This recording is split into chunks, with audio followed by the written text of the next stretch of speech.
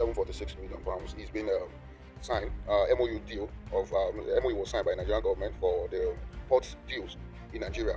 And when that news broke out, of course, many people will be happy that yes, the port in Nigeria they will be recalibrated, and then we'll go back to functioning. And that's not all. It means that jobs will be spread across Nigeria because we have Lagos port, we have Port Harcourt port, we have Warri port, we have Calabar port.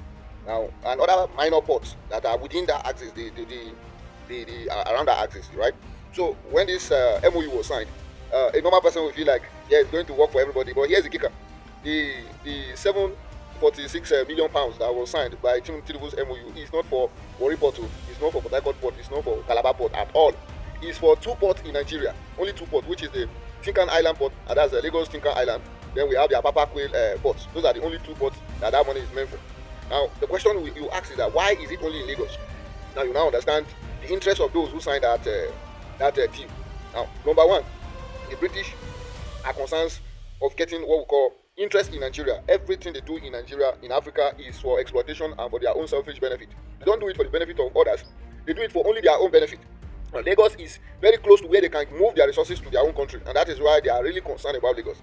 Now, who signed that deal should be somebody that you should also ask, who is this person? He's also a selfish president that only care about his pocket. Otherwise, for you to sign a developmental plan or deal, you must also consider other ports, other areas, other states, so that the development will spread. Like Port Harcourt port, Warri port, and then Calabar port. These ports are so significant that if they have been put in order, the congestion that Lagos always receive will automatically reduce. Not only that, jobs will be created around that axis. Not only that, the revenue generation, that's the ITR, that those states will generate will increase, which will spread for the benefit of Nigerians that are living around that axis. But because the people who signed this deal don't have this in mind, or better still, they are still kind of they are not futuristic, and they are this kind of people who believe on only their pockets. That's the reason why it's only going to stay in Lagos. And who owns Lagos? Your president, right? So all the interest and everything will be in one man's pocket, and the rest will go to British. Or let me say, the major one will go to the British, and then the rest will be in one person's pocket without spreading across.